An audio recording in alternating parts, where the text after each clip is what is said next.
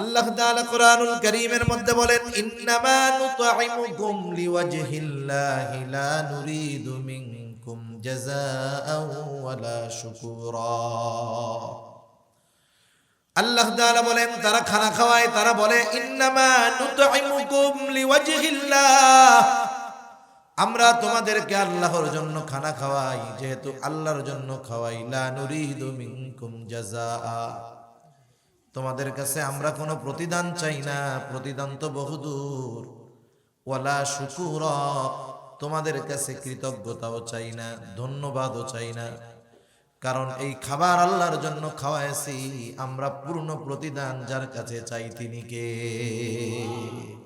আমরা আল্লাহর কাছে চাই। আল্লাহর নবী বলেন, সে মুমিন নয় যে পেট পুরা নিজে খায় আর তার পাশে অভুক্ত আছে সে দেখে না। এজন্য খানা খাওয়ানো এটা বহুত গুরুত্বপূর্ণ একটা কাজ, তবে সেটা হতে হবে দুনিয়ার স্বার্থে নয়। কার জন্য? তাহলে মিসকিনদেরকে খানা না খাওয়ানো জাহান্নামীদের আমল। কাদের আমল? আচ্ছা, মিসকিনদেরকে খানা না খাওয়ানো শুধু জাহান্নামীদের আমল তা না, জাহান্নামে যাওয়ার কারণ তা না, এটা কাফেরদের কাজ। কাদের কাজ? কাফেরদের কাজ। সূরা মাউনের মধ্যে আল্লাহ তাআলা কাফের আর মুনাফিকদের কয়েকটা ত্রুটির কথা বর্ণনা করছে। এর মধ্যে কাফেরদের একটা ত্রুটি হলো ওয়ালা ইয়াহুদ্দু আলা তাআমিল মিসকিন, কাফেররা মিসকিনদেরকে খানা দেয় না, নিজেও দেয় না, অপরকেও দিতে দেয় না, নিরুৎসাহিত করে। এই জন্য এক নাম্বার, আমার যদি সামর্থ্য থাকে, সুযোগ থাকে, কোনো মিসকিন অসহায় অভুক্ত যদি আসে, আমি নিজে খানা খাওয়াবো। আসছে 10টা টাকা চাইছে, একটা রুটি খাবে, দিয়ে দিলাম, খাও। দ্বিতীয়ত, আমার কাছে নাই, দেওয়ার মতো অবস্থা নাই, সুযোগ নাই, পাশে বন্ধু আছে, তাকে বলবো ভাই 10টা টাকা দাও। সে যদি 10টা টাকা ওই অভুক্তকে খাবারের জন্য দেয়, একটা পাউরুটি কিনে দেয়, আমি দিতে পারলাম না ঠিক, কিন্তু সুপারিশ করার কারণে, অপরকে উৎসাহ দেওয়ার কারণে সে রুটি কিনে টাকা দিয়ে যেই সওয়াবের মালিক হয়ে যায়, আমি শুধু উৎসাহ দেওয়ার কারণে সমপরিমাণ সওয়াবের মালিক হয়ে যাব। আল্লাহ রাব্বুল আলামিন বলতেছেন, ওয়া'বুদ রাব্বাকা হাত্তা ইয়াতিয়াকাল ইয়াকিন, রবের ইবাদত কতক্ষণ? দৃঢ় সত্য আশা পর্যন্ত তথা মৃত্যু পর্যন্ত রবের ইবাদত। তা আমাদেরকে এ দুনিয়া থেকে চলে যেতে হবে, মরতে হবে, কোনো সন্দেহ নাই। মরতে হবে এটা জানি, কবে মরতে হবে কেউ জানেন তো? কবে মরতে হবে এটা আমরা কেউ জানি না। তবে আমাদের প্রত্যেকের মৃত্যুর একটা নির্ধারিত সময় আছে না নাই? আছে। সেই সময়টা আছে, তবে সেই সময়টা আমাদের অজানা, কারো জানা নাই। আমরা যখন মাতৃগর্ভে ছিলাম, মায়ের গর্ভে যখন শুক্রকীট মায়ের রেহেমের মধ্যে পৌঁছায় গেছে, 120 দিন মায়ের রেহেমের মধ্যে অবস্থানের পরে এটা একটা মাংসের টুকরায় পরিণত হয়েছে। কিসের টুকরা? মাংসের টুকরা। এই মাংসের টুকরাটা মায়ের গর্ভে ছিল মৃত। কি ছিল? মৃত। যেমন এখন আমাদের দেহ আছে, যদি রূহ চলে যায় তাহলে আমাদের যেই নাম আছে সেই নামে অভিহিত করা হয় না, বলা হয় লাশ। আব্দুর রহিমের লাশ, আব্দুল করিমের লাশ। মায়ের পেটের মধ্যে আমরা ছিলাম মৃত। 120 দিন পর আল্লাহ তাআলা একজন ফেরেশতা পাঠায় দিয়েছে, রূহ সহকারে মায়ের গর্ভে ওই ফেরেশতা উপস্থিত হাজির। কি করছে গিয়া? আল্লাহ তাআলার আদেশে ওই মরা মাংসের মধ্যে রূহ ফুঁকে দিছে, আর মৃত মাংসটা জীবিত হয়ে গেছে। রূহ ফুঁকে দিল, কিন্তু রূহ কি দেখা যায়? রূহ কি দেখা যায় না, কেউ দেখে নাই। রূহ এর পরিচয় কি? রূহ এর পরিচয়, রূহ কাকে বলে? রূহ আল্লাহ তাআলার প্রত্যাদেশ, আল্লাহ তাআলার আদেশ, দেখা যায় না। মক্কার কাফেররা যখন রাসূলুল্লাহ সাল্লাল্লাহু আলাইহি ওয়াসাল্লাম তাদের মধ্যে 40 বছর থাকছে, 40 বছর পর যখন নিজে নবুয়াতির কথা তাদেরকে জানিয়েছেন, কাফেররা চিন্তা করতেছে, হায় রে, এই লোকটা আমাদের মধ্যেই ছিল, আমাদের মধ্যে একটা বংশে জন্ম নিয়েছে, সে বাজারেও যায়, বিবাহ শাদীও করছে, এই লোকটা হঠাৎ করে নিজেকে নবী দাবি করতেছে। কাফেররা এটা মাইনা নিতে পারে না, কারণ বনি ইসমাইলের মধ্যে ইসমাইল আলাইহিস সালামের পর থেকে নিয়ে মুহাম্মাদুর রাসূলুল্লাহ সাল্লাল্লাহু আলাইহি ওয়াসাল্লাম পর্যন্ত আর কোন নবী আসে নাই। আর বনি ইসরাইলের মধ্যে ধারাবাহিকতার ক্রমান্বয়ে একের পর এক নবীদের আগমন ঘটেছে। এজন্য মুহাম্মদ কি আসলেও নবী নাকি নবী না, এটা অনুধাবন করা, বোঝা কাফেরদের জন্য সংশয়ের বিষয় ছিল। যেহেতু তাদের বংশে, তাদের গোত্রে, আরবে দীর্ঘকাল ব্যাপী নবীর কোনো আগমন ঘটে নাই, ওরা চিন্তা করলো মুহাম্মদ কি আসলে নবী না নবী না। লোকটা তো ভালো মানুষ, কোনো সন্দেহ নেই, কারণ তার চারিত্রিক ব্যাপারে কাফেরদেরও প্রচুর পরিমাণ সত্যায়ন আছে। কাফেররাও কোনোদিন আমার আপনার নবীজির চারিত্রিক বিষয়ে অপবাদ দিতে পারে নাই। তা চিন্তা করলো আসলে নবী কি নবী না, এটা আহলে কিতাব যারা, এরা ভালো বুঝবে। কুরাইশ নেতারা দুইজনরে পাঠায় দিছে, যাও মদিনায় যাও, মদিনায় গিয়া আহলে কিতাব আলেম যারা আছে, ইহুদি আলেম যারা আছে, তাদের কাছে গিয়ে মুহাম্মাদের ব্যাপারে বলবা। সে তো নিজেকে নবী বলতেছে, একটু যাই না আসবা, সে আসলে নবী কি নবী না। দুইজন চলে গেছে মদিনায়। তারা গিয়ে বলছে এই ঘটনা, আমাদের ওই জায়গায় আমাদের মধ্যেরই একজন লোক নিজেকে নবী বলে দাবি করতেছে, এখন সে নবী কি নবী না এটা বুঝবো কেমনে। ইহুদি আলেমরা শিখাইয়া দিছে, তোমরা তাকে গিয়ে 3টা প্রশ্ন করবা। কয়টা প্রশ্ন? 3টা প্রশ্ন করবা। সে যদি এই 3 প্রশ্নের জবাব দিতে পারে, কোনো সন্দেহ নাই সে নবী, আর যদি না দিতে পারে তাহলে সে নবী না। 3 প্রশ্ন শিখে আসছে। এসে রাসূলুল্লাহ সাল্লাল্লাহু আলাইহি ওয়াসাল্লামের কাছে তারা এই 3টা প্রশ্ন করছে। 3 প্রশ্ন করার পরে নবীজি বললেন, ঠিক আছে আগামীকাল এর জবাব দিয়ে দিও, ইনশাআল্লাহ বলেন নাই। যাই হোক, ইনশাআল্লাহ না বলার কারণে ওহী আসতে বিলম্ব হলো। কাফেররা আনন্দ উৎসব শুরু করে দিয়েছে যে নবুয়াতি শেষ। তা যাই হোক, আল্লাহ তাআলা এক সময় এই 3 প্রশ্নের জবাব সহকারে জিবরাইল আলাইহিস সালামকে পাঠায়া দিলেন। এই 3 প্রশ্নের মধ্যে একটা প্রশ্ন হলো ওয়ায়াসআলুনাকা আনির রূহ। তারা আপনার কাছে জানতে চায়, তারা আপনাকে জিজ্ঞাসা করে রূহ কি জিনিস, রূহ কি জিনিস। আল্লাহ তাআলা বলেন ওয়ায়াসআলুনাকা আনির রূহ কুলির রূহু মিন আমরি রাব্বি وما أوتيتم من العلم إلا قليلا। আল্লাহ রাব্বুল আলামিন বলেন, তারা আপনার কাছে জিজ্ঞাসা করে, জানতে চায় রূহ কি জিনিস। আপনি জবাব দিয়ে দেন, আপনি জানিয়ে দেন, কুলির রূহু মিন আমরি রাব্বি। রূহ হলো আমার রবের একটা প্রত্যাদেশ, আমার রবের একটা আদেশ। বলেন তো আদেশ এটা কি দেখা যায় নাকি? এখন যদি কেউ রূহ নিয়ে অ্যানালাইসিস করে, গবেষণা করে, সে তো কিছু দেখবে না, বুঝবে না। আল্লাহ রাব্বুল আলামিন এই জন্য আগের থেকে জানায়া দিলেন, বান্দা সব কিছু তোমাদের বোধগম্য হবে না।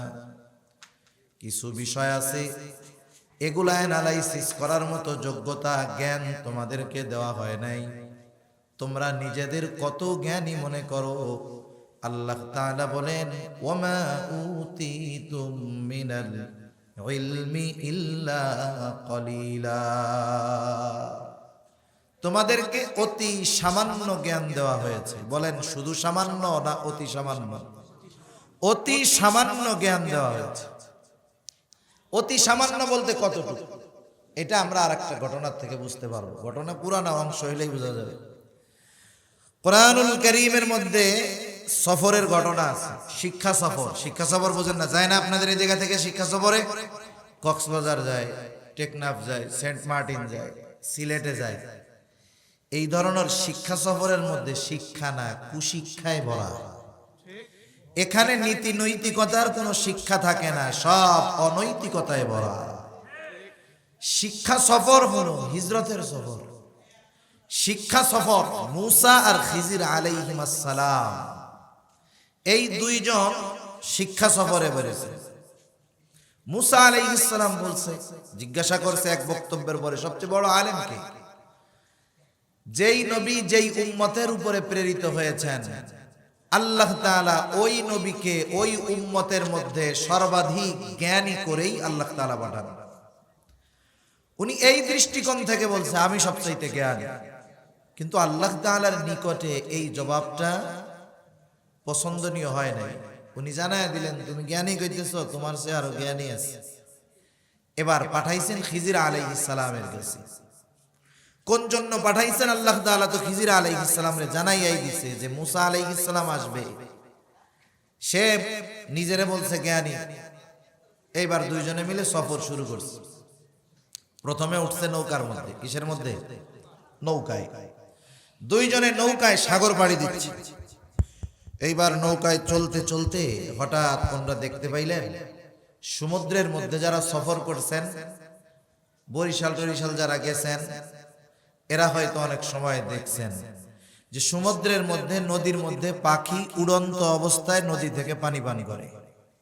সে উঠতে থাকে ডানা ঝাপটিয়ে, তার ঠোঁট পানির সাথে লাগে। এই দৃশ্য দুইজনে দেখতেছেন।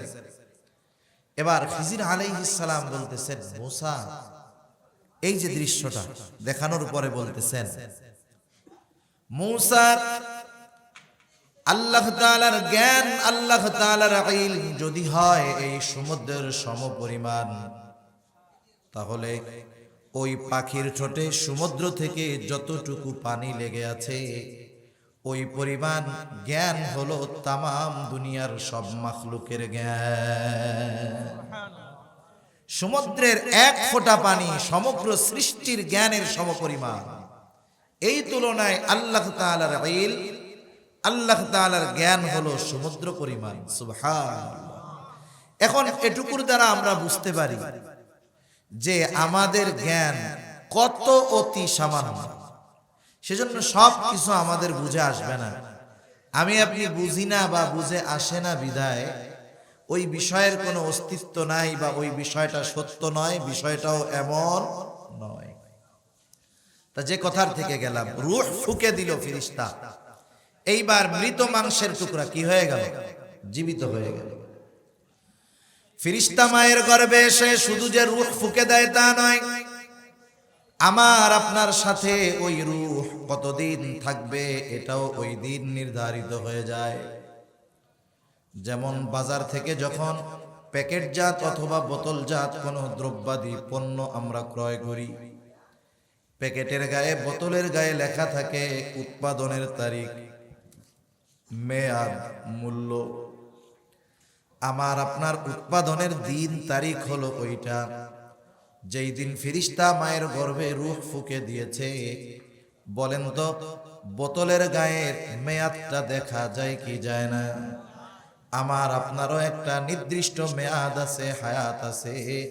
বোতলের গায়েরটা দেখা যায় ঠিক, আমাদেরটা দেখা যায় না। কিন্তু একটা নির্দিষ্ট মেয়াদ আছে না নাই? ওই মেয়াদ যখন ফুরায় যাবে, সময় যখন হাজির হয়ে যাবে, মালাকুল মাউত যথা সময়ে আমার আপনার কাছে চলে আসবে জান কবজ করার জন্য, রূহ নিয়ে যাওয়ার জন্য। এত সূক্ষ্মভাবে এই সময়টাতে মালাকুল মাউত আসবে। সময় যখন তার এক মুহূর্ত আগেও আসবে না, এক মুহূর্ত বিলম্বও করবে না। এখন মুহূর্ত কাকে বলে এটা আমি আপনাদের কেমনে বুঝাই? সহজ ভাষায় যারা স্টপ ওয়াচ ব্যবহার করেন তারা বুঝবেন। 60 সেকেন্ডে হয় 1 মিনিট। 60 সেকেন্ডে। এখন বলেন তো 1 সেকেন্ড কিসে হয়?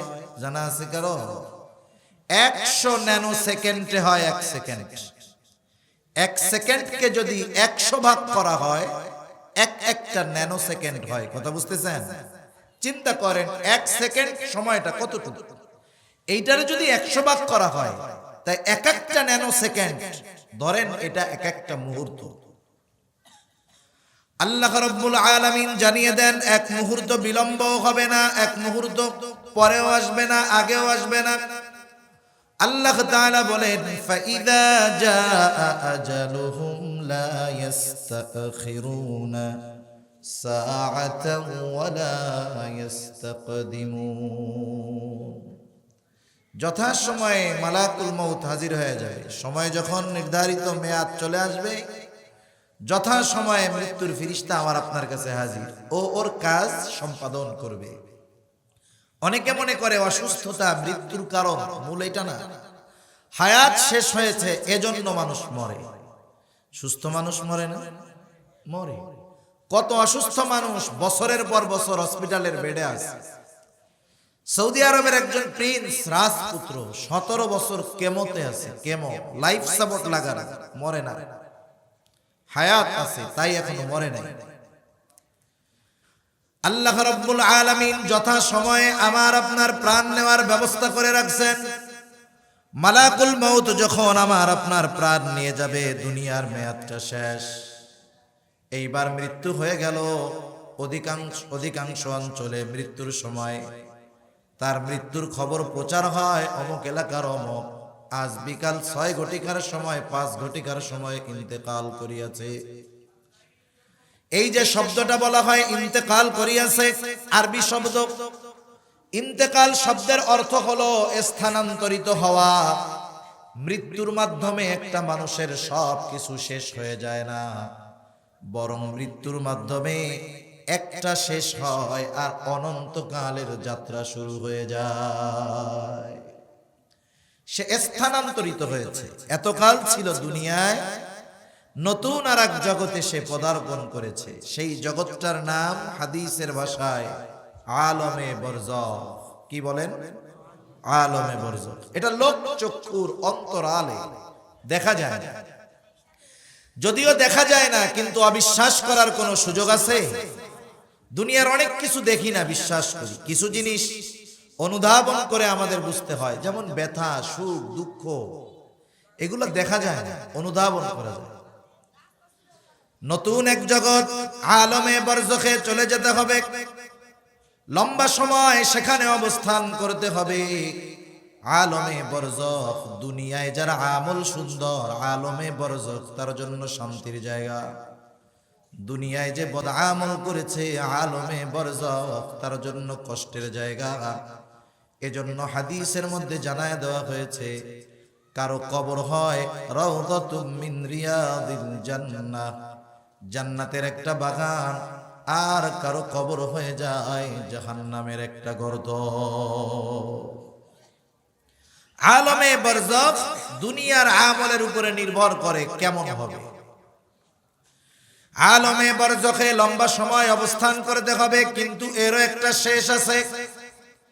আল্লাহ তাআলা কোরআনুল কারীমের মধ্যে জানায় দেন, আল্লাহ তাআলা জানায় দেন ইসরাফিল আলাইহিস সালামের সিংহায় ফুৎকারের মাধ্যমে নতুন আর এক অধ্যায় শুরু হয়ে যাবে। আল্লাহ তাআলা বলেন, ওয়ানুফিখা ফিস সূরি ফাসাইকা মান ফিস সামাওয়াতি ওয়া মান ফিল আরদ সুম্মা নুফিখা ফীহি উখরা ফাইযা হুম কিয়ামুন ইয়ানজুরুন।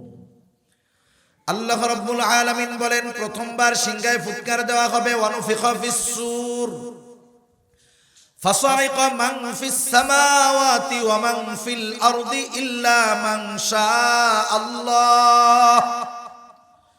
আল্লাহ রাব্বুল আলামিন জানায় দেন, প্রথমবার সিংহায় ফুৎকার দেওয়ার পর আসমান আর জমিনের মাঝে যা কিছু আছে, আল্লাহ তাআলা যেগুলো চান সেগুলো ছাড়া সব অজ্ঞান হয়ে যাবে। মুফাসসিরিনে কেরাম লেখেন, ওই সিংহায় ফুৎকারের আওয়াজে প্রথম অজ্ঞান হবে, এরপরে মারা যাবে। এই জন্য অজ্ঞানের কথা আগে বলা হয়েছে। প্রথম সিংহায় ফুৎকার দেওয়ার পর আল্লাহ তাআলা যা কিছু চান তা কিছু ছাড়া সব কিছু শেষ। সকলের মৃত্যু হয়ে গেল। প্রথমবার সিংহায় ফুৎকার, দ্বিতীয় সিংহায় ফুৎকারের মধ্যে ব্যবধান কত বছর? হাদিসের মধ্যে আসছে হযরত আবু হুরায়রা রাদিয়াল্লাহু তাআলা আনহু জানায় দেন, তিনি বলেন 40 পর।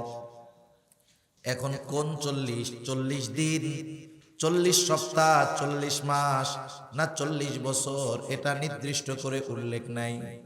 তার মানে দ্বিতীয়বার সিংহায় ফুৎকার হবে আল্লাহ তাআলা যখন চান। দ্বিতীয়বার যখন সিংহায় ফুৎকার হবে, কি হবে? আল্লাহ তাআলা বলেন সুম্মা নুফিখা ফীহি উখরা ফাইযা হুম কিয়ামুন ইয়ানযুরুন। দ্বিতীয়বার সিংহায় ফুৎকার দেওয়ার পর যাকে যেখানে দাফন করা হয়েছে, যাকে যেখানে কবর দেওয়া হয়েছে, সে সেই জায়গা থেকে দাঁড়ায় যাবে, দাঁড়ায় আর তাকাইতে থাকবে এদিকে এদিকে এদিকে। আল্লাহ তাআলা আর এক জায়গায় বলেন ওয়ানুফিখা ফিস-সূরি ফাইযা হুম মিনাল আজদাসি ইলা রাব্বিহিম ইয়ানসিলুন। আল্লাহ তাআলা বলেন দ্বিতীয়বার সিংহায় ফুৎকার দেওয়ার পর প্রত্যেকে তার কবর থেকে জাগ্রত হয়ে যাবে, উঠে যাবে। শুধু তাই না, ইলা রাব্বিহিম ইয়ানসিলুন, প্রত্যেকে তার রবের দিকে ছুটতে থাকবে। এই দিনটাই তো সেই প্রতিশ্রুতি দিবস, যেই দিবসের প্রতিশ্রুতি ওয়াদা দিবেন কে? আল্লাহ। এই দিনটাই হলো ইয়াউমুল হাসর, যেই দিন সবাইকে একত্রিত করা হবে। এই দিনটাই হলো ইয়াউমুল জাযা, প্রতিদান দিবস। দুনিয়ার কাজের আমলের পরিপূর্ণ প্রতিদান যেদিন দেওয়া হবে, ওইটাই সেই দিবস। আল্লাহ তাআলা কোরআনুল কারীমের মধ্যে জানায় দিয়েছেন পরিপূর্ণ প্রতিদান দেওয়া হবে কিয়ামতের দিন। আল্লাহ তাআলা বলেন وَإِنَّمَا تُوَفَّوْنَ أُجُورَكُمْ يَوْمَ الْقِيَامَةِ فَمَنْ زُحْزِحَ عَنِ النَّارِ وَأُدْخِلَ الْجَنَّةَ فَقَدْ فَازَ। আল্লাহ তাআলা বলেন কিয়ামতের দিন মানুষকে তার কর্মের পূর্ণ প্রতিদান দেওয়া হবে। সেই দিন যাকে জাহান্নাম থেকে, আগুন থেকে বাঁচায়া জান্নাতে ঢুকানো হবে, আল্লাহ তাআলা বলেন ফাকাদ ফাজ, ওই লোকটাই হয়ে যাবে সফলকাম। সেই প্রতিদান দিবস শুরু হয়ে গেছে, ইয়াউমুল হাসর। সব মানুষকে একত্রিত করা হবে, দুনিয়ার কর্মের হিসাব প্রতিদান ওই দিন দেওয়া হবে। দুনিয়াতে আমরা যেই কাজ কাম করি আর কি, আমল করি, এগুলা সব নিঃশেষ হয়ে যায় না, বরং সব সংরক্ষিত আছে। আল্লাহ রাব্বুল আলামিন আমাদের কর্মের ব্যাপারে সর্বোত্তম সাক্ষী। শুধু তাই না, আল্লাহ তাআলা আমাদের কর্মের সাক্ষী হিসাবে এবং আমাদের কর্মগুলো লিপিবদ্ধ করার জন্য আল্লাহ তাআলা প্রত্যেকের সাথে ফেরেশতা নিয়োজিত করে রাখছেন। আমাদের প্রত্যেকের সাথে ফেরেশতা আছে, এমন ফেরেশতা যারা কখনো আমাদের থেকে আলাদা হয় না। চোর চুরি করতে গেলে তারা থাকে, দেখে, লেখে, সাক্ষী হয়। জেনাখোর জেনা করতে গেলে তারা থাকে, দেখে, লেখে, সাক্ষী হয়। এক কথায় যত ভালো কাজ আর মন্দ কাজ করুক না কেন, এই ফেরেশতারা সেই কর্মগুলো লিপিবদ্ধ করে, আবার তাদের কর্মের ব্যাপারে তারা সাক্ষীও হয়ে যায়। আল্লাহ তাআলা বলেন কিরামান কাতিবিনা ইয়ালামুনা মা তাফআলুন। আল্লাহ তাআলা বলেন কিরামান কাতিবিন, সম্মানিত লেখক দ্বয় জানে তোমরা কি আমল করো। শুধু যে আমাদের কর্মগুলাই লিপিবদ্ধ হয় বিষয়টা এমন নয়, আমরা যেই কথাগুলা বলি কথাগুলাও সংরক্ষণ হইতেছে। আল্লাহ তাআলা বলেন মা ইয়ালফিযু মিন কওলিন ইল্লা লাদাইহি রাকীবুন আতীদ। মানুষ যা নিক্ষেপ করে জবান দিয়ে তথা যা বলে, সদা তৎপর একজন ফেরেশতা সেগুলোকে কি করতেছে? সংরক্ষণ করতেছে। বিজ্ঞান কি বলে? বিজ্ঞান বলে মানুষ যে কথা বলে এগুলা নিঃশেষ হয়ে যায় না, সব বাতাসে আছে। সব কোথায় আছে? বাতাসের সাথে আছে। আর এই সুদূর প্রবাসে যারা আছে আমাদের আত্মীয় স্বজন, আমরা যখন ফোনে কথা বলি, দুনিয়ার অপর প্রান্তে আমেরিকা, সেখানে লোকজন থাকে, এখান থেকে আপনি যদি ফোন দেন হুবহু আপনার কণ্ঠ ওই আমেরিকায় সেকেন্ডের মধ্যে পৌঁছায়া যায়। নেটওয়ার্কিং সিস্টেমের মাধ্যমে পৌঁছায়, ঠিক আছে, নেটওয়ার্ক হলো লাইন ঠিক রাখে নাম্বারের মাধ্যমে, যে কথাটা জায়গা মতন পৌঁছাবে, কিন্তু মাধ্যমটা বাতাস।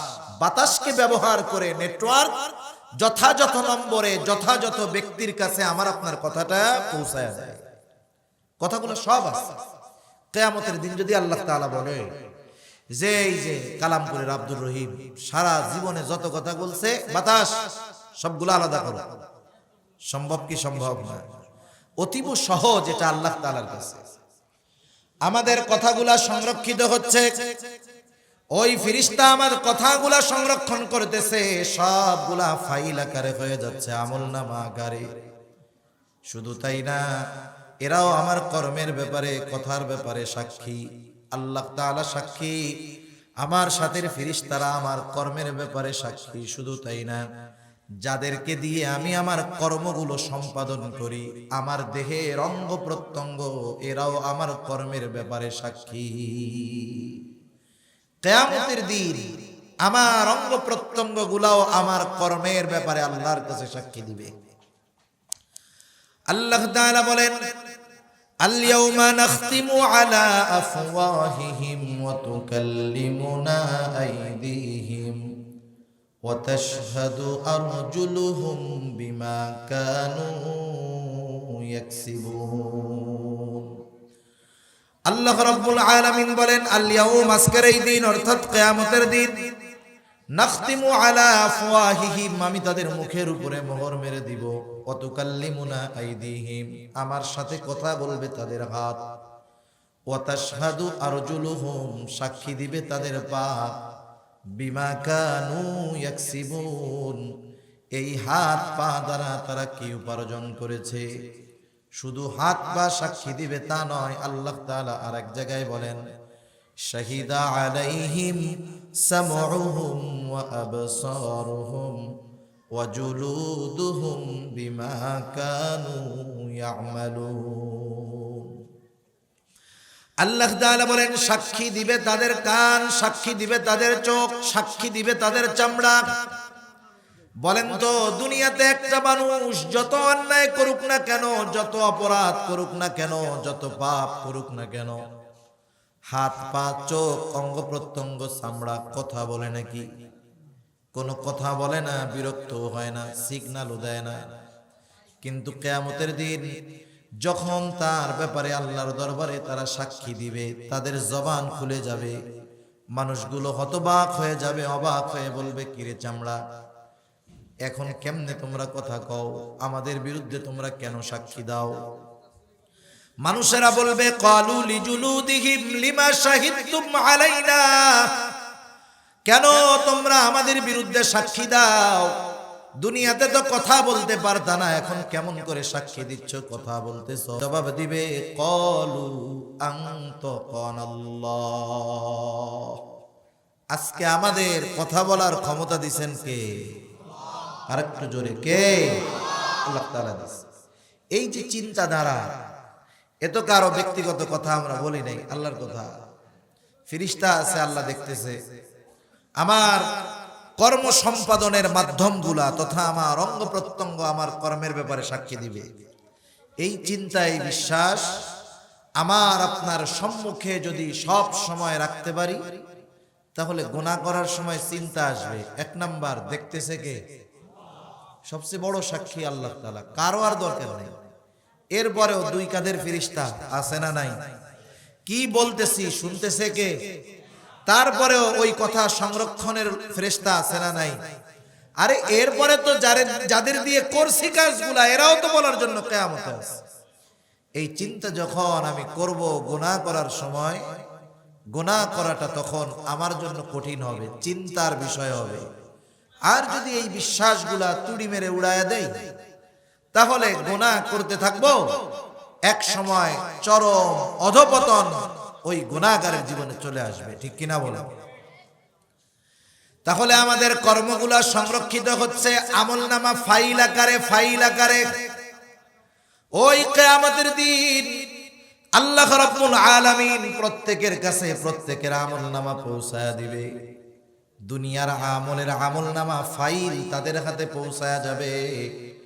আল্লাহ রাব্বুল আলামিন কোরআনুল কারীমের মধ্যে জানায় দেন, একদল এই আমলনামা পাবে ডান হাতে আর একদল বাম হাতে। ডান হাতে যারা আমলনামা পাবে ডানপন্থী তারা জান্নাতি। ডান হাতে আমলনামা পাওয়ার পর তাদের অভিব্যক্তি কেমন হবে আল্লাহ রাব্বুল আলামিন কোরআনুল কারীমের মধ্যে আমাদেরকে জানায় দিয়া বলেন, ফাআম্মা মান উতিয়া কিতাবাহু বিয়ামিনিহি ফায়াকুলু হাউম ইকরাউ কিতাবিয়া ইন্নী যানানতু আন্নী মুলাকিন হিসাবিয়া। আল্লাহ রাব্বুল আলামিন জানায় দেন, যাদের আমলনামা ডান হাতে পাবে তাদের অবস্থা কেমন হবে। তারা এতটা আনন্দিত হবে, কিয়ামতের ময়দানে তার পরিচিত মানুষদেরকে বলবে, ফায়াকুলু হাউম ইকরাউ কিতাবিয়া, এই যে দেখো আমার আমলনামা, আমার কিতাব, তুমি পড়ো। এতটা আনন্দিত সে হয়ে যাবে। দুনিয়ার মধ্যে আমরা যখন প্রাইমারি স্কুলে পড়ছি, এখন তো মনে হয় পরীক্ষার পরে শুধু নাম্বারটা জানায় দেয়। আমাদের সময় শুধু নাম্বার জানাইতো এমন নয়, বরং উত্তরপত্রটাও আমাদেরকে দেওয়া হতো। উত্তরপত্র দিয়ে বলা হইতো, তুমি নিজে দেখো তুমি কি লিখছো, তুমি নিজে দেখো কি লিখছো। আবার বলতো, এইটা বাসার থেকে অভিভাবকের সিগনেচার নিয়ে আসবা। যে মনে করেন 100-র মধ্যে 95 পাইছে, ও তো খুশিতে দেখাইতো যে দেখ আমি এই যে 95 পাইছি, ঠিক মতো লেখাপড়া করছিলাম, অঙ্কগুলা স্যার যেভাবে বলছে সেভাবে করছিলাম, খুশিতে খাতা 12 জনকে দেখাইছে। এইবার ওই ডান হাতে আমলনামা পেল, সে তো পাস। সে এবার সকলকে বলবে, এই যে আমার আমলনামা, পড়ো আমার আমলনামা। ডান হাতে আমলনামা কেন সে পেল সেই কারণটাও কেমন জানি শেষে বলে দিবে, কোন কারণে ডান হাতে আমলনামা পাইল। এইবার সে বলবে, ইন্নী যানানতু আন্নী মুলাকিন হিসাবিয়া। ডান হাতে আমলনামা পেল, তার কারণটা এই যে কারণ যে আমি এই ব্যাপারে দৃঢ় বিশ্বাস রাখতাম যে আমাকে হিসাবের মুখোমুখি হওয়া লাগবে, আমাকে হিসাবের মুখোমুখি হওয়া লাগবে। আমার গোটা জিন্দেগীর কর্মের জবাবদিহিতা আল্লাহর সামনে করতে হবে, এটা আমি দৃঢ়ভাবে বিশ্বাস করতাম। যার কারণে দুনিয়ায় আমল ছিল সুন্দর, তাই আমলনামা কোন হাতে? ডান হাতে, পড়ো আমারটা। সে তো খুশি, সে তো জান্নাতি। এবার বাম হাতে আরেকদল আমলনামা পাবে। বাম হাতে যারা আমলনামা পাবে, সামনাসামনি তাদেরকে দেওয়া হবে না, তাদেরকে অপদস্থ অপমানিত করার জন্য হাতটাকে বুকের মধ্যে চিরে পেছনের দিকে নিয়ে আসা হবে। পেছন দিক দিয়ে বাম হাতে আমলনামা পৌঁছায়া যাবে। তারা আমলনামা পাবার পর তাদের অভিব্যক্তি হলো, তারা বলবে, ওয়া আম্মা মান উতিয়া কিতাবাহু বিশিমালি ফায়াকুলু ইয়া লাইতানি লাম উতা কিতাবিয়া ওয়া লাম আদরি মা হিসাবিয়া। বাম হাতে আমলনামা পাওয়ার পর তারা বলবে, ইয়া লাইতানি লাম উতা কিতাবিয়া, হায় রে আমার দুর্ভোগ, আমি যদি এই আমলনামা না পাইতাম কতই না ভালো হইতো। পরীক্ষায় যখন যেই ছাত্রটা ফেল যাইতো, দেখছে অঙ্ক পরীক্ষার মধ্যে পাইছে 2টা গোল্লা, ঘোড়ার ডিম, হাঁসের ডিম, ওই প্রশ্ন উত্তরপত্র পাওয়ার পর সে লজ্জায় সংকুচিত হয়ে যাইত। আর মনে মনে হয়তো এই চিন্তাই করতো, যদি এই পরীক্ষার খাতাটা স্যারের ঘরে আগুন লেগে পুড়ে যাইত কতই না ভালো হইতো। আমার রেজাল্টটা যদি আমি না জানতাম কতই না ভালো হতো। সে চরম পর্যায়ের লজ্জিত হয়ে যাবে। পরকালের ময়দানে এমন যখন বাম হাতে আমলনামা পাবে, সে বলবে, লাম উতা কিতাবিয়া, আমি যদি আমার কিতাব না পাইতাম কতই না ভালো হতো।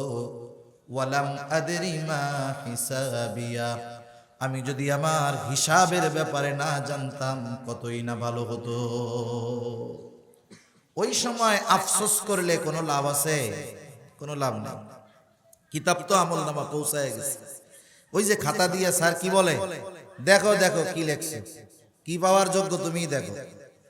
এবার আল্লাহ তাআলা বলবেন, ইকরা কিতাবাক কাফা বিনাফসিকাল ইয়াওমা আলাইকা হাসিবা।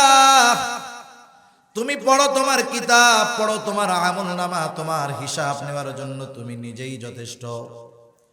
আমলনামা যেই ভাষায় হোক, মানুষ যদি বকলম মূর্খ হয়, তাকে ওই আমলনামা পড়ার যোগ্যতা যিনি দিয়ে দিবেন তিনি কে? আল্লাহ তাআলা সে যোগ্যতা দিয়ে দিবে। দুনিয়ার প্রযুক্তির দিকে তাকাইলে এটা বোঝা সহজ। আপনি যদি একজন চাইনিজের সাথে কথা বলতে চান, চায়না ভাষা তো বহুত দূর, বাক্য বহুত দূর, শব্দ বহুত দূর, অনেকে আমরা অক্ষরই চিনি না। তাকাইলে মনে হয় কয়েকটা কি আছে, দাগ আছে শুধু, এটা তো ওদের একটা অক্ষর। এখন কেউ যদি একজন চাইনিজের সাথে কথা বলতে চায়, বর্তমান দুনিয়ায় কত সুন্দর সিস্টেম, সে কি করবে, একটা মোবাইল নিবে, সে তার ল্যাঙ্গুয়েজকে কনভার্ট করে দিবে বাংলা টু চায়না। সে বাংলায় লিখবে তোমার নাম কি, চায়নার মোবাইল নম্বরে মেসেজ দিয়া দিবে, ওই চাইনিজের মোবাইলে মেসেজ দিয়া ওর ভাষায় উঠবে যে তোমার নাম কি। এইবার ও ওর ভাষায় লিখবে, চাইনিজ টু বেঙ্গলি, ও লিখবে আমার নাম, যা লেখলো লেখলো, ও মেসেজ দিল ওর ভাষায়, আর বাংলাদেশির মোবাইলে মেসেজ আসলো বাংলা ভাষায়। সুবহানাল্লাহ। তার মানে গোটা দুনিয়া একটা ভিলেজ, গ্রামের মতো হয়ে গেছে। আপনি আমি যদি তাম দুনিয়ার অপর প্রান্তে কারোর সাথে পরিচিত হতে চাই, প্রযুক্তির মাধ্যমে সেটা সম্ভব। এর দ্বারা এটাও বুঝে আসে কিয়ামতের দিন আল্লাহ তাআলা প্রত্যেককে আমলনামা পড়ার যোগ্যতা দিতে পারবেন তো নাকি? কোনো সন্দেহ নেই, পারবেন। আল্লাহ তাআলা বলবেন তুমি পড়ো তোমার কিতাব, তোমার হিসাব নেওয়ার জন্য তুমি নিজে যথেষ্ট। এইবার প্রত্যেকেই তো আমলনামা পড়বে। ডান হাতে আমলনামা যে পাইছে সে খুশি, বাম হাতে আমলনামা যে পেয়েছে তার অবস্থা খারাপ। আমলনামা পড়ার পর অবাক হয়ে যাবে, আহারে এটা কেমন এক আমলনামা, আমার গোটা জিন্দেগির একটা ছোট বড় বিষয় বাদ যায় নাই। মালি হাদাল কিতাব লা ইউগাদিরু সগীরাতান ওয়ালা কাবীরাতান ইল্লা আহসাহা। হিসাব থেকে জীবনের ছোট বড় একটা বিষয় বাদ যায় না। সুবহানাল্লাহ। এখন এই ডান হাতে যারা আমলনামা পেল, তাদের কর্ম ছিল ভালো, তারা নাজাত পেয়ে গেল। আর যাদের কর্ম খারাপ, বাম হাতে আমলনামা পেল, তারা তাদের কর্মের নিকটে দায়বদ্ধ, তাদের ঠিকানা হয়ে গেল জাহান্নাম। এই জন্য মানুষ যে আমলগুলো করে সেই আমল অনুযায়ী প্রতিদান আল্লাহ তাআলা দিবেন। বাম হাতে আমলনামা যারা পেল তারা জাহান্নামী, আর ডান হাতে যারা আমলনামা পেল তারা জান্নাতি। জাহান্নামে যাইতে হবে ইল্লা আসহাবাল ইয়ামিন, ডানহাতিরা ছাড়া। এবার জান্নাতীরা জান্নাতে চলে গেল। জান্নাতে যাওয়ার পর সবার, জান্নাতে যাওয়ার আগে সবার মধ্যে চিন্তা পেরেশানি থাকবে। কেমন পেরেশান থাকবে সেই দিন মানুষ, যে নিজের মা যেই সন্তানকে গর্ভধারণ করছে, দুধ পান করে গেছে, সেই মা চিন্তায় ওই সন্তানের পরিচয়কে অস্বীকার করবে। সুবহানাল্লাহ। ইয়াউমা ইয়াফিরুল মারউ মিন আখিহি ওয়া উম্মিহি ওয়া আবিহি ওয়া সাহিবাতিহি ওয়া বানিহি লিকুল্লি ইমরিইন মিনহুম ইয়াউমাইযিন শা'নুন ইউগনি। ভাই ভাইয়ের থেকে পালাবে, মা বাবার থেকে পালাবে, স্ত্রী সন্তানদের থেকে পালাবে, প্রত্যেকে সবার চিন্তায় বিভোর, পেরেশান। আমাদের নবীও চিন্তিত, পেরেশান থাকবেন, তবে নবী নিজের জন্য নয়, তার উম্মতের জন্য। জান্নাতীরা যখন জান্নাতে যাবে, জান্নাতে যাওয়ার পর দুনিয়াতে তাদের যাদের সাথে পরিচয় ছিল, যাদেরকে চিনত আত্মীয় স্বজন, সবাইকে জান্নাতীরা খুঁজবে। জান্নাতের মধ্যে খুঁজবে যে কোথায় গেল আমার বন্ধু, আত্মীয় স্বজন, পাড়া প্রতিবেশী কোথায়, তারা খুঁজতে থাকবে। বলেন তো একসাথে দুনিয়াতে আমরা যারা আছি, সবাই কি একসাথে জান্নাতে যাবে, না কিছু জান্নাতে কিছু জাহান্নামে, তাই না? যারা জান্নাতে যাবে দুনিয়ার কাছের মানুষ, একই বন্ধু, একই স্কুলে পড়ে, একই মাদ্রাসায় পড়ে, একসাথে চলাচল করে, কিছু জান্নাতি কিছু জাহান্নামী। জান্নাতীরা জান্নাতে যাওয়ার পরে জাহান্নামী যারা বন্ধু বান্ধব জান্নাতে তাদের খুঁজবে, কিন্তু পাবে না। ওরা তো জান্নাতে নাই, আছে কোথায়? জাহান্নামে। আল্লাহ সুবহানাহু ওয়া তাআলা জান্নাতি আর জাহান্নামীদের মধ্যে দেখা ও কথাবার্তার ব্যবস্থা আল্লাহ তাআলা করে দিবেন। জান্নাতীরা পরস্পর পরস্পরকে দেখবে, জাহান্নামীরা জান্নাতীদেরকে দেখবে, জান্নাতীরা জাহান্নামীদের দেখবে, পরস্পর কথা বলতে পারবে। জান্নাতীরা যখন দেখবে যে হায় রে, একসাথে দুনিয়াতে যার সাথে ছিল সে জাহান্নামের শাস্তি ভোগ করতেছে আর সে জান্নাতে। জান্নাতীরা এই দৃশ্য দেখার পরে তারা আল্লাহ রাব্বুল আলামিনের দরবারে আরো কৃতজ্ঞতা প্রকাশ করবে, বলবে আল্লাহ আপনি কত মেহেরবান, কত দয়ালু। আমরা একসাথে দুনিয়ায় ছিলাম, তার সাথে চলতাম, কিন্তু আপনি মেহেরবানি করেছেন বিধায় আমি জান্নাতে আসতে পারছি। ওই বন্ধুকে জাহান্নামে দেখে তার জান্নাতে যে আছে এজন্য আল্লাহ তাআলার প্রতি তার কৃতজ্ঞতা আরো বাড়বে।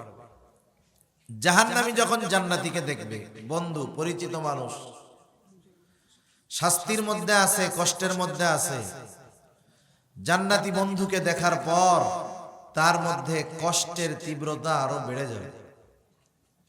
কারণ ও চিন্তা করবে, আহারে একসাথে থাকছিলাম, আজকে ও জান্নাতের নাজ নেয়ামত ভোগ করে আর আমি জাহান্নামে পুড়া কয়লা হয়ে যাইতেছি। তার কষ্টের তীব্রতা আরো বাড়বে। জান্নাতীদের পরস্পর এই মানুষগুলা কেন জাহান্নামে গেল এই কারণ জানার ইচ্ছা হবে। যারা জাহান্নামে, কেন জাহান্নামে গেল এই কারণ জানার ইচ্ছা তাদের হবে। আল্লাহ সুবহানাহু ওয়া তাআলা জাহান্নামীরা জাহান্নামে যাওয়ার কারণগুলা যে আয়াতগুলা তিলাওয়াত করছি এর মধ্যে আল্লাহ তাআলা বলে দিয়েছেন। আল্লাহ সুবহানাহু ওয়া তাআলা জানায় দিয়েছেন, তাফসীরে ইবনে কাসীরের মধ্যে আসছে যে জান্নাতি আর জাহান্নামীরা পরস্পর কথাবার্তা বলবে, আল্লাহ ব্যবস্থা করে দিবেন। আল্লাহ তাআলা বলেন, ফি জান্নাতিন ইয়াতাসাআলুন আনিল মুজরিমিনা মা সালাকাকুম ফি সাকার ক্বালু লাম নাকু মিনাল মুসাল্লিন। আল্লাহ রাব্বুল আলামিন জানায় দেন, জান্নাতীরা জাহান্নামীদেরকে জিজ্ঞাসা করবে, মা সালাকাকুম ফি সাকার, কোন জিনিস তোমাদেরকে জাহান্নামে আনলো, জাহান্নামে আসার কারণটা কি? এইবার জাহান্নামীরা তাদের জাহান্নামে যাওয়ার চারটি কারণ বলবে। এক নম্বর বলবে, আল্লাহ তাআলা বলেন, ক্বালু লাম নাকু মিনাল মুসাল্লিন, তারা বলবে আমরা জাহান্নামে আসার কারণ হলো আমরা মুসল্লি ছিলাম না। কি ছিলাম না? মুসল্লি কাকে বলে? সপ্তাহে একদিন এসে হাজিরা দেয় মুসল্লি, হ্যাঁ, বছরে একদিন আসে মুসল্লি। আরে সাপ্তাহিক মুসল্লির দাপট বেশি থাকে, তাই না? দেখবেন আসে মসজিদে সপ্তাহে একদিন, কিন্তু পটপট করে বাজে। একটা প্রবাদ আছে, খালি কলসি বাজে বেশি। যেটা ওই সাপ্তাহিক আর বাৎসরিক আর জানাজার নামাজের মুসল্লি, এটা পটপট করে বেশি। নামাজি যে ওয়াজ না পারে, বেনামাজি তার চাইতে বেশি ওয়াজ পারে, খোঁজ নিয়ে দেখেন। জাহান্নামীরা তাদের জাহান্নামে যাওয়ার এক নাম্বার কারণ বলবে আমরা মুসল্লি ছিলাম না। তাহলে যেহেতু জাহান্নামীরা মুসল্লি নয়, আমাদেরকে মুসল্লি হতে হবে। এখন মুসল্লিকে সুন্দর সংজ্ঞা হাদিস থেকে আমরা নেই। আসলে মুসল্লিকে রাসূল আকরাম সাল্লাল্লাহু আলাইহি ওয়াসাল্লাম আমাদেরকে জানায় দিয়েছেন, কিয়ামতের দিন সূর্যটা একেবারে নিকটে থাকবে। এত নিকটে থাকবে কোথাও কোনো ছায়া থাকবে না, জমিনটা তামার মতো হয়ে যাবে। আরশের ছায়া ছাড়া সেই দিন কোনো ছায়া থাকবে না। নবীজি জানায় দেন, আরশের ছায়ায় 7 শ্রেণীর মানুষ স্থান পাবে। এদের মধ্যে এক শ্রেণীর মানুষ হলো নবীজি বলেন রাজুলুন কলবুহু মুআল্লাকুম বিল মসজিদ, ওই ব্যক্তি আরশের ছায়ায় স্থান পাবে যার অন্তর সর্বদা মসজিদের সাথে থাকতো। সে মসজিদে থাকতো বিষয়টা এমন নয়, বরং তার অন্তর মসজিদে থাকতো। একটু বলেন তো, যার অন্তরে যার চিন্তায় সব সময় মসজিদ, আজান হলে সে মসজিদের বাইরে থাকবে? নামাজ বাদ দিবে? সে যেখানেই থাক সে নামাজ পড়বে। সেজন্য প্রকৃত মুসল্লি হওয়ার দরকার। মুসল্লি হলে দুনিয়ারও লাভ আখিরাতেরও লাভ, নামাজি হলে দুনিয়ারও লাভ আখিরাতেরও লাভ। কারণ নামাজ হলো এমন এক ইবাদত, এটা তো দ্বীনের অন্যতম স্তম্ভ, ইসলামের রুকন, ইসলামের ভিত্তি হলো 5টি, এর মধ্যে দ্বিতীয়তে হলো নামাজ। কালিমার পরেই নামাজ। শুধু তাই নয়, নবীজি জানায় দেন নামাজি হলো দ্বীন প্রতিষ্ঠাকারী, বেনামাজি দ্বীন ধ্বংসকারী। আল্লাহর নবী বলেন আসসালাতু ইমাদুদ্দিন, মান আকামাস সালাতা ফাকাদ আকামাদ্দিন ওয়া মান তারাকাহা ফাকাদ হাদামাদ্দিন। নবীজি বলেন নামাজ হলো দ্বীনের স্তম্ভ, যে নামাজ কায়েম করলো সে দ্বীন প্রতিষ্ঠা করলো। ওয়া মান তারাকাহা, আর যে নামাজ ছেড়ে দিল সে দ্বীন ধ্বংস করলো। মুসলমানের সন্তান বেনামাজি ও দ্বীন ধ্বংসকারী। আমার কথা না নবীর কথা? তাহলে চিন্তা করেন যে মুসলিম ঘরের সন্তান দ্বীন ধ্বংসকারী, ওইটা মরার পরেও তো ওরে মুসলিম পদ্ধতিতে আমরা দাফন কাফন করব। সেজন্য আমাদেরকে নামাজি হতে হবে, মুসল্লি হতে হবে। মুসল্লি হলে দুনিয়ারও লাভ আখিরাতেরও লাভ। আল্লাহ তাআলার হুকুম আহকাম মেনে চললে শুধু যে পরকালের লাভ হয় এমন নয়, বরং দুনিয়ারও লাভ হয়। অধিকাংশ মানুষ নামাজ না পড়ার অন্যতম একটি কারণ হলো রুজি রোজগার, রিজক উপার্জন করা। বলেন তো রিজকের মালিক কে? আল্লাহ তাআলা হলেন রিজিক দাতা। অথচ সমাজের বড় একটা অংশ নামাজ না পড়ার অন্যতম কারণ হলো তার কাজ, তার ব্যবসা, তার ইজি বাইক, সিএনজি অটো চালানো। দোকানদার নামাজ পড়ে না, বলে নামাজ যেই সময় ওই সময় তো ক্রেতা বেশি, নামাজ পড়বো কোন সময়? রিকশাওয়ালা নামাজ পড়ে না, কেন পড়ে না? বলে উপার্জন করতেই তো টাইম শেষ, নামাজ পড়বো কোন সময়? অথচ বলেন তো রিকশাওয়ালা রিকশা চালানোর মাধ্যমে, সিএনজি ওয়ালা সিএনজি চালানোর মাধ্যমে, ব্যবসায়ী ব্যবসার মাধ্যমে রিজক উপার্জন করতে চায়, অথচ ওই রিজকের মালিককে সেই আল্লাহ যেই পদ্ধতি বলে দিবে রিজক পাওয়ার জন্য, তার চাইতে ভালো পদ্ধতি আর আছে? আল্লাহ রাব্বুল আলামিন জানায় দেন বান্দা রিজকের কোনো চিন্তা কইরো না। কেউ যদি মুসল্লি হয়ে যায় তার রিজকের কোনো চিন্তা নাই। আল্লাহ তাআলা কোরআনুল কারীমের মধ্যে জানায় দেন ওয়া'মুর আহলাকা বিস-সালাতি ওয়াসতাবির আলাইহা। আল্লাহ তাআলা বলেন তুমি তোমার পরিবার পরিজন অধীনস্থদেরকে নামাজের আদেশ করো। ওয়া'মুর আহলাকা বিস-সালাহ ওয়াসতাবির আলাইহা, আর তুমিও এর উপরে অটল থাকো, তথা নিজে মুসল্লি হও, ঘরের মানুষগুলোকেও মুসল্লি বানাও। কারণ একা যদি কেউ মুসল্লি হয়, ঘরের মানুষদেরকে যদি মুসল্লি না বানায়, ওই মুসল্লি জাহান্নাম থেকে বাঁচতে পারবে না। কারণ আল্লাহ তাআলা কোরআনুল কারীমের মধ্যে জানায় দেন ইয়া আইয়ুহাল্লাযীনা আমানু কু আনফুসাকুম ওয়া আহলিকুম নারা। আল্লাহ তাআলা বলেন হে ঈমানদারেরা, নিজে জাহান্নামের আগুন থেকে বাঁচাও, অধীনস্থদেরকেও জাহান্নামের আগুন থেকে বাঁচাও। জাহান্নামের আগুন থেকে নিজে বাঁচার মাধ্যম হলো নেক আমল, অধীনস্থদেরকে জাহান্নামের আগুন থেকে বাঁচানোর পদ্ধতি হলো নেক আমলের আদেশ করা। তার মানে নামাজ তো অন্যতম নেক আমল। বলেন তো নামাজ একা পড়লে হবে না অধীনস্থদেরকেও পড়াতে হবে? আরে কত নামাজি আছে মুসল্লি, ফজরের নামাজের সময় আস্তে করে দরজা খুলে, যাতে করে তার সন্তানের ঘুম না ভেঙে যায়। 3টা পর্যন্ত পড়ছে, গোল্ডেন এ প্লাস পাইতে হবে না পরীক্ষায়। এখন যদি দরজা খোলার আওয়াজে ছেলের ঘুম ভেঙে যায়, অবস্থা খারাপ। এই বাপ নামাজে আসতেছে কেন? জাহান্নাম থেকে বাঁচার জন্য। কি জন্য? জাহান্নাম থেকে বাঁচার জন্য শীতের রাতে কষ্ট করে মসজিদে আসতেছে। আর ছেলের জানি ঘুম না ভেঙে যায়, এজন্য আস্তে দরজা খুলতেছে। কাজটা কেমন জানেন? বাপ আস্তে কইরা জান্নাতে আসতেছে আর ছেলেদেরকে জাহান্নামের মধ্যে রেখে আসতেছে। আবার বাপ মনে করতেছে আমি একা জান্নাতে যাওয়া বাইচা যাব, তা না। ওই পোলা যদি জাহান্নামে যায়, ও বাপরে আগে টান দিবে, আল্লাহরে বলবে আল্লাহ আমি যাওয়ার আগে ওরে আগে না।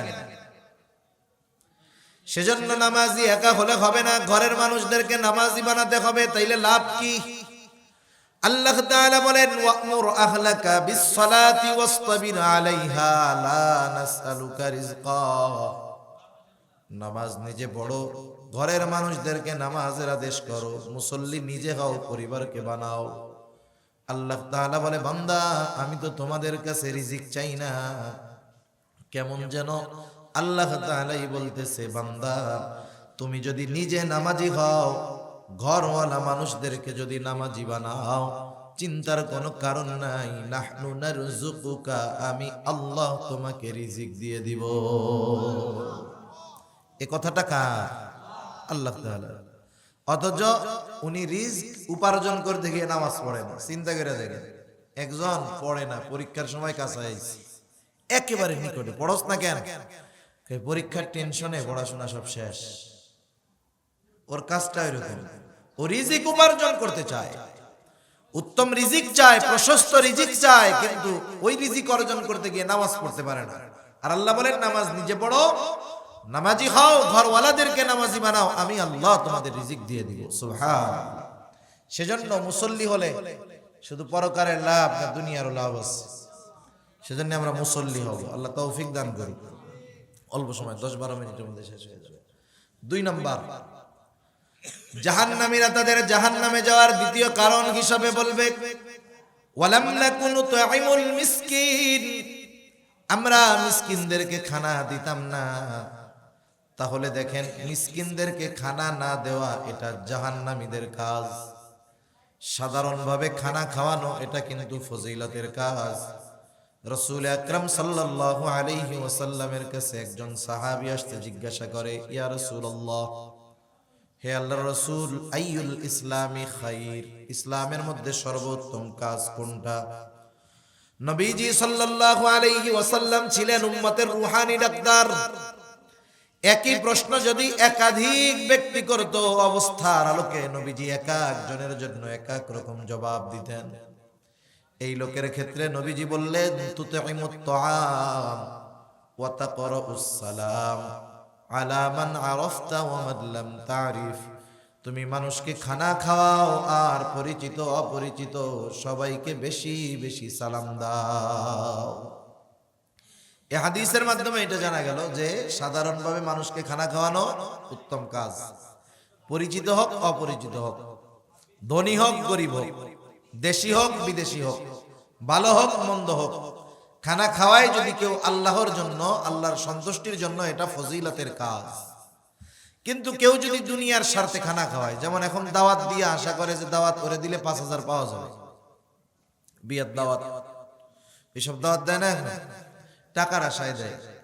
এইসব খাওয়ানোর মধ্যে কোনো ফজিলত নাই। সাহাবায়ে কেরাম খাওয়াইছেন আল্লাহর জন্য। আমরা তো অনেক সময় মানুষের উপকার কইরা আমার উপকার না করুক, কমপক্ষে এতটুকু আশা করি যে সে আমাকে একটা থ্যাঙ্কস দিবে, ধন্যবাদ দিবে। বলে না যে ওর এই উপকারটা করলাম, কেমন লোকের লোক দেখছস, একটু ধন্যবাদও দিল না, বলে না এরকম? এই যে উপকারটা করলো কোনো লাভ হয় নাই, ধন্যবাদের আশায় করছে, আল্লাহর জন্য করে নাই। সাহাবায়ে কেরাম খানা খাওয়াইতেন, তবে দুনিয়ার স্বার্থে নয়। কার জন্য? আল্লাহর জন্য। কাফেররা এই দুইটার একটাও করতো না, নিজেও দিত না, অপরকেও উৎসাহ দিত না, বরং উল্টা ওরা নিরুৎসাহিত করত। কি করত? নিরুৎসাহিত করত। অনেক মানুষ আমাদের মধ্যে এই খাসলাত ওয়ালা আছে। আসছে একজন গরিব মানুষ, বলতেছে 10টা টাকা দেন, রুটি খামু। ও তো দিল না, পাশের থেকে একজন দিতে গেছে, 10 টাকা দিতে যাই গেছে, রাখ বেটা, ওটা আমারে দে, আমি 2টা পান খাবো না। কাজটা কি করলো? নিজে দিল না, অপরকে দিতে দিল না। কাজটা কার? কাফেরদের। কাদের? কাফেরদের খাসলাত। এরকমটা জানি আমাদের না হয়। শুধু তাই না, মিসকিনদেরকে খানা দিলে যে পরকালের লাভ তা না। মিসকিনদেরকে খানা দিলে রিজিক প্রশস্ত হয়। রিজিক কি হয়? প্রশস্ত হয়। আল্লাহ তাআলা সূরা ফাজর, এই সূরার মধ্যে রিজিক সংকীর্ণতার কারণ আল্লাহ তাআলা বর্ণনা করেছেন। কয়েকটা কারণের মধ্যে একটা কারণ হলো মিসকিনদেরকে খানা না দেওয়া। এটা রিজিক সংকীর্ণতার অন্যতম কারণ। তাহলে আমরা যদি মিসকিনদেরকে খানা দেই, 1 নাম্বার জাহান্নাম থেকে বাঁচা যাবে। 2 নাম্বার কাফেরদের স্বভাব আমাদের মধ্যে থাকলো না, মুমিনের স্বভাব থাকলো। 3 নাম্বার মিসকিনদেরকে খানা দেওয়ার কারণে আমাদের রিজিক প্রশস্ত করবেন কে? আল্লাহ তাআলা করবেন। জাহান্নামীরা তাদের জাহান্নামে যাওয়ার তৃতীয় কারণ হিসাবে বলবে, ওয়াকুন্না নাখুদু মাআল খাইদিন, আমরা অনর্থক মজলিসের মধ্যে সময় ব্যয় করতাম। অনর্থক মজলিসের মধ্যে গিয়ে আমরা বসতাম, অনর্থক কথাবার্তা কর্মকাণ্ডে লিপ্ত থাকতাম। আমাদের দেশে অনর্থক মজলিসের অভাব নাই। বাংলাদেশের প্রত্যেকটা চায়ের দোকান হলো একটা অনর্থক মজলিসের জায়গা। বাজারের মধ্যে অনর্থক মজলিসের অভাব নাই, অথচ বাজারে গিয়ে নিয়ম হলো প্রয়োজন শেষ করেই চলে আসে। এখনকার মানুষ তো আধুনিক, ঘরবাড়ি যেমন তেমন যা হয় হোক, বাথরুমটা খুব ক্লিয়ার করে, পরিষ্কার ভাবে করে, দামি ভাবে করে। সে ঘরে যদি টাইলস দেয় স্কয়ার ফিট 200 টাকা, বাথরুম এলাকায় 500 টাকার টাইলস। কত সুন্দর ডিজাইন করে, ভেতরে কর্নারে কর্নারে সুন্দরভাবে দেয়, কত লাইটিং করে বাথরুমের মধ্যে। তার ঘরের চাইতে বাথরুমের ডেকোরেশন আরো বেশি। বলেন তো, এই জন্য কি এই কাজ করে নাকি? যে ঘরের টাইলসটা তো ভালো না, আজকে রাতটা বাথরুমের মধ্যেই ঘুমাই, এই কাম করে? যদিও বাথরুমের টাইলসের স্কয়ার ফিট 500 টাকা, এই কাজ করবে? করবে না। তার যখন জরুরত চাপে, বাথরুম চাপে, প্রস্রাব পায়খানা চাপে, বাথরুমে গিয়ে বাথরুম সারে, শেষ। এরপরে কি চিন্তা করে যে এত দামি বাথরুম, 5 মিনিটে কাজ শেষ হয়ে গেল, আরো আধা ঘন্টা বসে একটু থাকি? কেউ থাকবো? কাম শেষ, উজু করে বাইরে চলে আস। যত সুন্দর বাথরুম বানাক না কেন, যত প্রযুক্তি থাকুক না কেন, হায় হায়, বাজারটা এরকম মনে করার দরকার। যত চাকচিক্য থাকুক না কেন, প্রয়োজন শেষ, বাথরুমে যেমন বসে থাকি না, বাজারে গেলাম, প্রয়োজন নাই, চলে আসলাম। চা খাওয়ার দরকার, ঘরে বানানো যাচ্ছে না, দোকানে গেলাম, 1 কাপ চা খাইলাম, চলে আসলাম। পান খাই, নিয়ে চলে আসলাম। কিন্তু চায় চুমুক দিয়া, চেয়ারে বৈশা, টুলে বৈশা, ঠ্যাঙের পর ঠ্যাং দিয়া যতক্ষণ না গল্প জমে ততক্ষণ মজা লাগে না। আর চায়ের দোকানগুলা হলো দুনিয়ার সব মৌখিক গুনার আখড়া। গীবত, পরনিন্দা, শিকায়াত যত আছে, অপবাদ যত আছে, সব চার দোকানে আছে। আর দুনিয়ার যদি সব পণ্ডিত একসাথে দেখতে চান, 4 দোকানে আছে। আন্তর্জাতিক রাজনীতিবিদ, আন্তর্জাতিক ডাক্তার, উকিল, ব্যারিস্টার, ল, হুজুর সব পাবেন ওইখানে। এই যে বললাম না, বেনামাজির চাইতে নামাজি কি ওয়াজ জানে, বেনামাজি যে ওয়াজ জানে, আমার মতো মোল্লা অনেকে এই ওয়াজ জানে না। এই চায়ের দোকানের অযথা মজলিসগুলা জাহান্নামে যাওয়ার কারণ হবে কিয়ামতের ময়দানে। এজন্য যে কোনো অনর্থক মজলিস থেকে আমাদের বেঁচে থাকতে হবে। মা বোনরাও শুনতেছে অনেক, আপনাদের এলাকার খবর তো জানি না, আমাদের এলাকায় বলে মহিলাদের বিটি বলে, কি বলে? বেটি। কয় 3 বিটি যেই জায়গায়, কলকাতা সেই জায়গায় 3 মহিলা যেইখানে, বিবিসির কাছে যেই খবর নাই সব ওই জায়গায় আছে। সব খবর আছে, কার স্বামী কেমন, কার বউ কেমন, কার এই কেমন, অমক কেমন, তমক কেমন। এই যে গল্পগুলো হইতেছে সব গীবত। কি হইতেছে? আলো গীবত। যদি ওই দোষ ওর মধ্যে থাকে তাইলে গীবত, যদি না থাকে তোহমত, অপবাদ। তাহলে চিন্তা করেন, এই ছোট ছোট মজলিসগুলা সামান্য মজা নেওয়ার জন্য গীবত শিকায়াত করে আমি জাহান্নামে যাওয়ার আমল পুঁজি গুছায় ফেলতেছি। সেজন্য অনর্থক মজলিস বাদ দিব। আপনাদের এলাকায় এত সুন্দর মসজিদ, মাদ্রাসা, কতজন ছেলে হাফেজ হইল। 4 দোকানে কি করেন? মুরব্বী কয় টাইম পাস করি। টাইম কাটে না তো। ওরে সময় রে, নামাজ কালামের খবর নাই, কোরআন শরীফ পড়তে পারে না, তাসবিহ তাহলিল নাই, ওনার টাইম ফুরায় না, টের পাইতেছে না এখন। সেজন্য টাইম ফুরায় না, টাইম কাটানোর জন্য মসজিদে আসেন, মাদ্রাসায় আসেন, হেফজখানায় ছাত্ররা পড়ে, আপনি পড়তে পারেন না, পাশে বসে থাকেন, কোরআন তিলাওয়াত শুনেন, সময় এইখানে পাস করেন। কিছু পড়তে পারেন না, মসজিদে বসে থাকেন, তাও তো বাঁচা যাবে। কিন্তু ওই অনর্থক মজলিসে আড্ডা দিয়ে পাপের বোঝা ভারী করে পরকালে জাহান্নামে যাওয়ার কারণ হবে ওই মজাদার মজাদার অনর্থক মজলিসগুলা। জাহান্নামীরা তাদের জাহান্নামে যাওয়ার চতুর্থ কারণ হিসাবে বলবে, ওয়া কুন্না নুকাযযিবু বিয়াউমিদ্দিন, আমরা কিয়ামতের দিন অস্বীকার করতাম, কিয়ামতকে অস্বীকার করতাম, তথা কিয়ামতের ব্যাপারে, পরকালের ব্যাপারে আমরা গাফেল ছিলাম।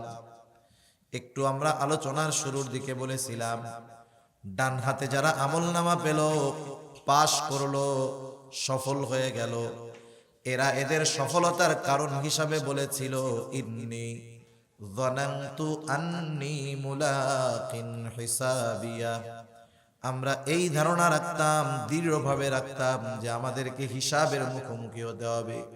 বলেন তো, ওরা ডান হাতে আমলনামা তথা ফলাফল পাইল কিয়ামতে, কিন্তু হিসাবের সম্মুখীন হতে হবে, এই ধারণা কি মরার পর ছিল নাকি দুনিয়ায় ছিল?